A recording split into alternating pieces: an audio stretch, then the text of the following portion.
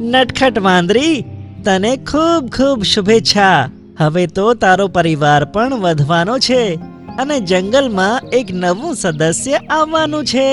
આ વાર્તા છે હિમાલયના જંગલોની, જ્યાં ઘણા બધા જાનવરો રહેતા હતા. ત્યાંથી જમુના નદી વહેતી હતી. આપણે સાંભળ્યું છે કે જમુના નદી ખૂબ જ પવિત્ર છે અને ઘણી પૂજવામાં આવે છે. પણ હવે વાસ્તવિકતા બદલાઈ ગઈ છે. જંગલમાં બધા જાનવરો હળી મળીને રહેતા હતા. કોઈનાથી કોઈને પણ તકલીફ ન હતી. અને ત્યાંનો રાજા સિંહ હતો, જે ખૂબ જ સારો હતો.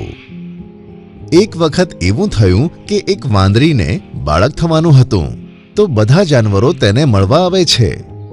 નટખટ વાંદરી, તને ખૂબ ખૂબ શુભેચ્છા. હવે તો તારો પરિવાર પણ વધવાનો છે અને જંગલમાં એક નવું સદસ્ય આવવાનું છે. લોમડી ભાઈ, તમારો બહુ બહુ આભાર. એમાં આભારની શું વાત છે? આપણે બધા જાનવર એક પરિવાર છીએ. એકની ખુશી બધાની ખુશી હોય છે. આટલું કહીને ચાલાક શિયાળ ત્યાંથી જતું રહે છે. અને થોડા સમય પછી નટખટ વાંદરીને બચ્ચું થાય છે.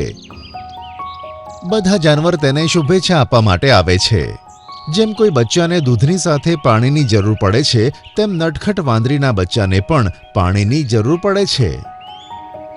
તો તે પોતાના બાળકને જમુના નદીમાંથી પાણી લાવીને પીવડાવી દે છે. બચ્ચું થોડા દિવસ સ્વસ્થ રહે છે અને તેના પછી તેનું મૃત્યુ થઈ જાય છે. બધા જાનવરો દુઃખી થઈને નટખટી વાંદરીને આશ્વાસન આપવા આવી જાય છે. નટખટી વાંદરી, તું જરાય હેરાન ના થતી. બસ પોતાની ધીરજ રાખજે અને ભગવાન તને જલ્દી જ સારા સમાચાર આપશે.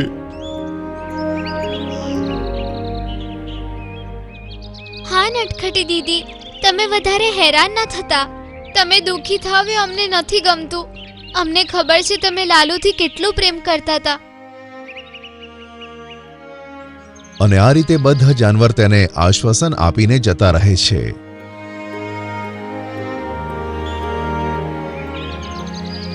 તે પછી એક વિશાળ હાથી જમુના નદીને કિનારે પાણી પીવા જાય છે.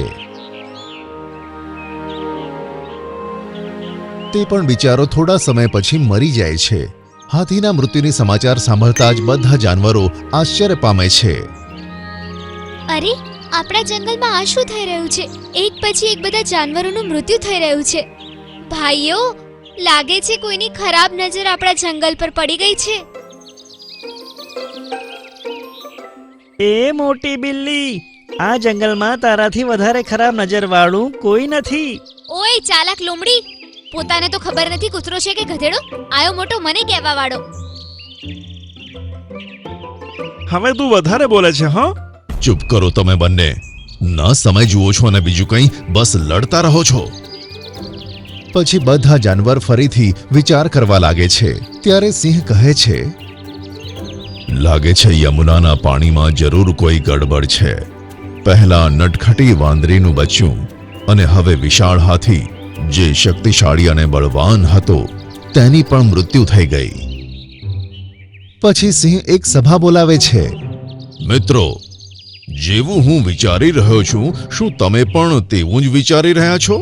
હા મહારાજ, અમે પણ તે જ વિચારીએ છીએ કે કેવી રીતે જંગલના જાનવરોની મૃત્યુ થઈ રહી છે, અને તે પણ ફક્ત જમુના નદીના પાણીને લીધે.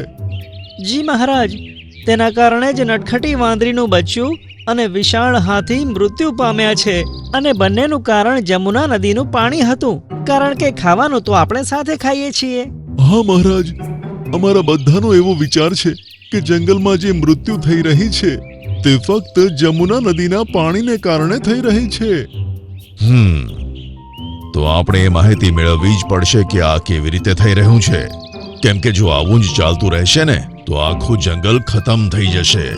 પણ આપણે આમ શાંતિથી બેસવાનું નથી. આપણા પરિવારના 2 સદસ્યની મૃત્યુ થઈ છે, કાલે કોઈ બીજું મૃત્યુ પામશે.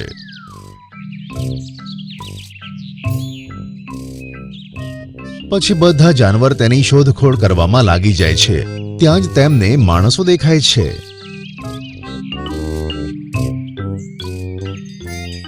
પછી જાનવરો તે માણસોનો પીછો કરે છે.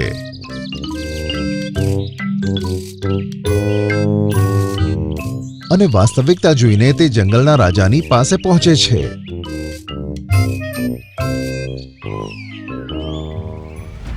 મહારાજ, મારે તમને કંઈક બતાવવું છે. હા બગીરા, બતાય. મહારાજ, અમે માણસોનો પીછો કરીને કંઈક ખબર મેળવી છે. મહારાજ, મેં અને બગીરાએ જોયું કે આપણા જંગલની આસપાસ રહેલી ફેક્ટરીઓની પાઇપ આપણી જમુના નદી સાથે જોડાયેલી છે, જેના કારણે બધું ઝેરી કેમિકલ અને ગંદુ પાણી આપણી નદીમાં આવી રહ્યું છે, અને તેના કારણે જ જંગલના જાનવરોની મૃત્યુ થઈ રહી છે. મહારાજ, ચાલાક શિયાળ એકદમ સાચું કહી રહ્યું છે. અચ્છા, તો આ વાત છે. આપણે આનો કોઈને કોઈ ઈલાજ કાઢવો પડશે, નહીં તો આખું જંગલ બરબાદ થઈ જશે. આ સમસ્યાનો નિકાલ લાવવા માટે પછી બધા ફરીથી વિચાર કરવા લાગે છે. ત્યાં જ સિંહ રાજા કહે છે, મિત્રો, આપણને સમસ્યા તો મળી ગઈ છે, પણ આપણે તે સમસ્યાનો ઉકેલ લાવવો પડશે. આપણી પાસે વધારે સમય નથી, કારણ કે ઝેરી પાણીના લીધે જાનવરો મરી રહ્યા છે, અને આપણી પાસે પાણીનો બીજો કોઈ સ્ત્રોત પણ તો નથી. હા મહારાજ, અમે પણ બધા એ જ વિચારી રહ્યા છીએ કે આનો શું ઉપાય કરી શકાય. મહારાજ, હું કંઈક કહેવા માંગુ છું. હા ચુલબુલી, બોલ. મહારાજ, મને લાગે છે આપણને આ સમસ્યાનો હલ બાબા ગોરીલા જ આપી શકશે, કારણ કે એ અહીંયાના સૌથી જૂના અને અનુભવી જાનવર છે, અને એમની પાસે દરેક સમસ્યાનો હલ હોય છે. હા ચુલબુલી, તું સાચું કહે છે. આપણે આજે ને આજે જ તેમની પાસે જઈશું અને આ સમસ્યા બતાવીશું.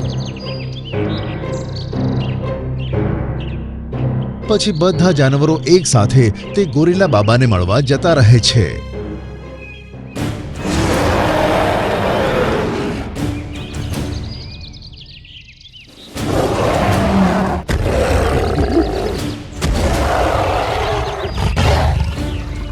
અને તેમને પોતાની સમસ્યા બતાવે છે.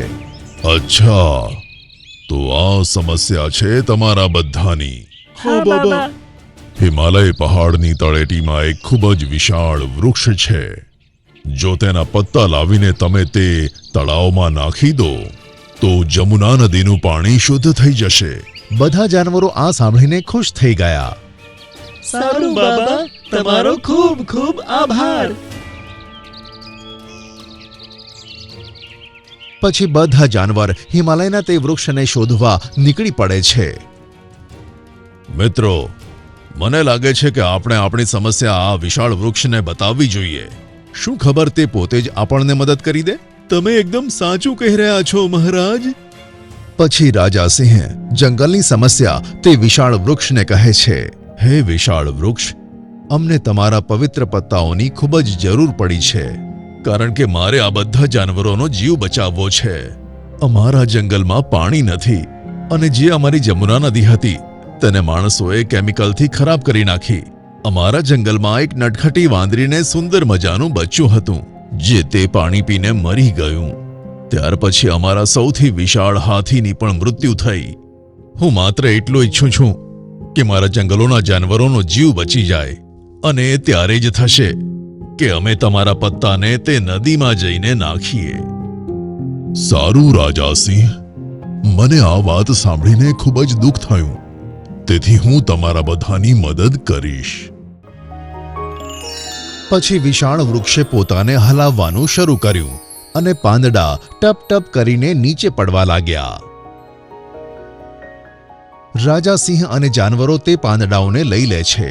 તમારો ખૂબ ખૂબ આભાર વિશાળ વૃક્ષ. પછી બધા જાનવરો ત્યાંથી જતા રહે છે,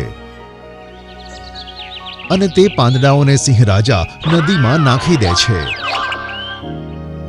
અને જંગલના જાનવરોનો જીવ બચાવી લે છે, અને એક સારો રાજા કહેવાય છે.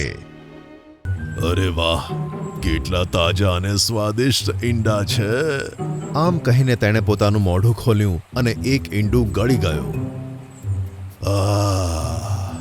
આજે તો લોટરી લાગી ગઈ છે યાર.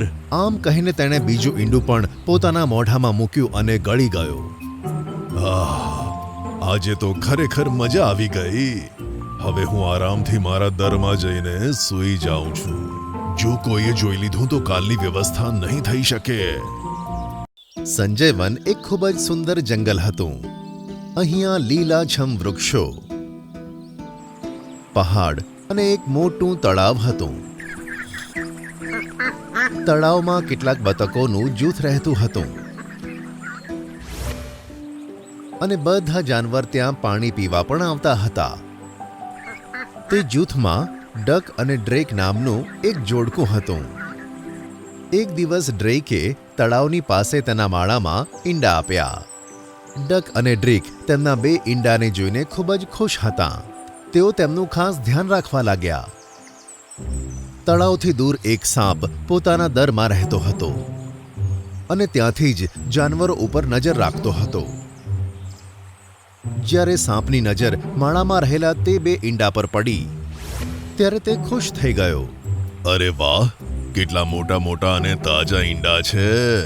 જો તેમને ખાવાનો મોકો મળે તો મજા આવી જાય. બસ આ 2 જણા કોઈ પણ રીતે અહીંયાથી જતા રહે. સાંજ પડતા જ તળાવના કિનારે એક ચીલ ત્યાં પાણી પીવા આવ્યું અને પછી બતકોનું જૂથ આવ્યું. અરે ડક અને ડ્રેક, શું આ તમારા ઈંડા છે?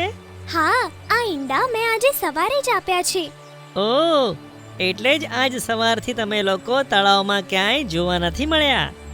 હા, આજે આખો દિવસ અમે આને સંભાળી રહ્યા હતા. એટલે બપોરે પણ કશું જ ન ખાધું? શું હજુ પણ ખાવાનું મન નથી?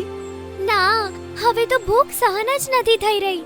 પણ આ ઈંડાને છોડીને કેવી રીતે જવું? અરે ચિંતા ના કર, તેમને કશું જ નહીં થાય. આપણને ખાવાનું મળતા જ તેને ખાઈને અંધારું થતા પહેલા આવી જઈશું. આમ કહીને ડક અને ડ્રેક ઈંડાને ત્યાં જ છોડીને પોતાના જૂથ સાથે ચાલી નીકળ્યા.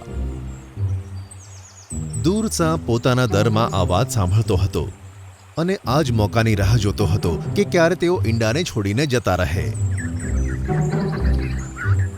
તેમના દૂર થતા જ સાપ ખુશ થઈ ગયો અને ચહેરા પર સ્મિત અને આંખોમાં લાલચ લઈને તે 2 ઈંડા પાસે પહોંચ્યો.